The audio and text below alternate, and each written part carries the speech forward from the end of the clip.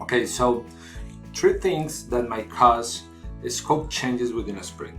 The first one is that the PO constantly comes and makes changes to the PBIs or user stories, leading to increments in the size and effort of the PBI. So what we can do in this case is set some team agreements with the PO and make sure that every time he changes the scope of a PBI, we need to resize it based on, for instance, story points, and based on the increment that we did to the user story, go to the backlog and remove something equal to the amount of story points that we increase to that PBI.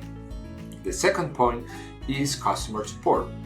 So many teams actually need to provide support within the sprint to customer requests. In some companies, they have level 1 and level 2 service for customers, but sometimes the request actually gets to the Scrum team. So in those cases, if the support requests are very frequent, what we can do is create a maintenance and support PBI, and based on the history of the previous sprints and how many points have we been using to accept those incoming bugs or requests, put the amount of points as a buffer for incoming increase.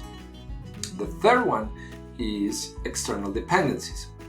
So let's say you work within a product that has multiple teams working on it, or a platform, and they are constantly asking you to do things to enable them. So in this case, what we can do is talk to the other Scrum Masters, try to map all the dependencies and plan in advance what we are going to do to support the other teams. But if that doesn't work, on top of that, you can also add some extra story points to the maintenance and support PBI that accounts for the buffer.